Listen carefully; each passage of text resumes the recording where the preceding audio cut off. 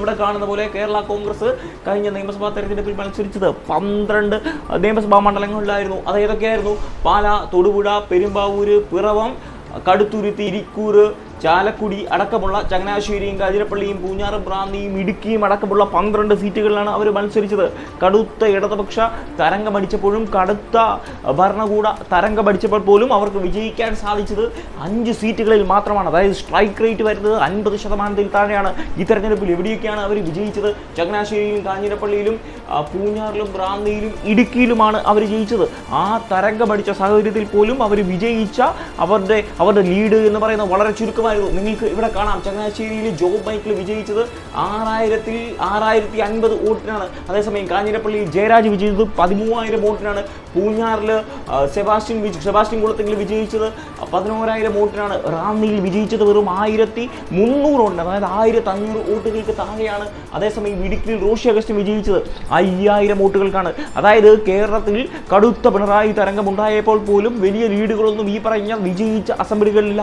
മറിച്ച് അവർ പരാജയപ്പെട്ട മണ്ഡലങ്ങളിലേക്ക് നോക്കൂ. പാലാ, തൊടുപുഴ, പെരുമ്പാവൂര്, പിറവം, ഇരിക്കൂർ, ചാലക്കുടി, കടുത്തുരുത്തി അടക്കമുള്ള ഒരു സീറ്റും അവർക്ക് തിരിച്ചു പിടിക്കാൻ സാധിക്കുന്നതല്ല, അവർക്ക് വിജയ സാധ്യത ഉള്ളതല്ല.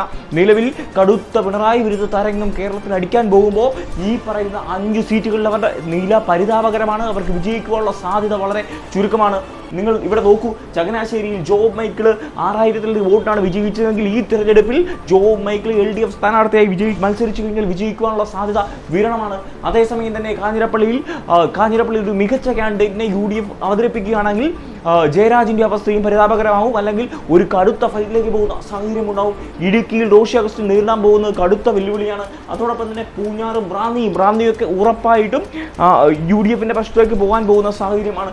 അതോടൊപ്പം തന്നെ പൂഞ്ഞാറിലും നില മോശമാകുന്ന സാഹചര്യം ഉണ്ടാവും. നിലവിൽ വിജയിച്ച 5 മണ്ഡലങ്ങളിൽ അല്പം ഭേദമെന്ന് പറയാവുന്നത് കാഞ്ഞിരപ്പള്ളിയാണ്. ഒരു കടുത്ത തരംഗം ഉണ്ടായിക്കഴിഞ്ഞാൽ 0 സീറ്റിലേക്ക്, ഒരു സീറ്റ് പോലും ഇല്ലാത്ത സാഹചര്യത്തിലേക്ക് കേരള കോൺഗ്രസ് പോകുന്ന സാഹചര്യം ഉണ്ടാവും. അതേസമയം UDFിലേക്ക് വന്നാൽ അവർക്ക് ഈ പറയുന്ന 5 സീറ്റുകളും വിജയിക്കാൻ സാധിക്കും എന്നുള്ള സാഹചര്യമുണ്ട്. സീറ്റുകൾ പിടിച്ചെടുത്താൽ അവർക്ക് വിജയിക്കാൻ സാധിക്കുമെന്നുള്ള സാഹചര്യമുണ്ട്.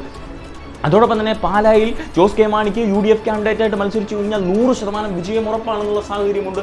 പിന്നീട് ഇങ്ങോട്ട് വന്നു കഴിഞ്ഞാൽ ഏതെങ്കിലുമൊക്കെ സീറ്റ് UDFിൻ്റെ കയ്യിൽ നിന്ന് വാങ്ങിയാൽ പോലും വിജയിക്കാൻ സാധിക്കുന്ന സാഹചര്യമുണ്ട്.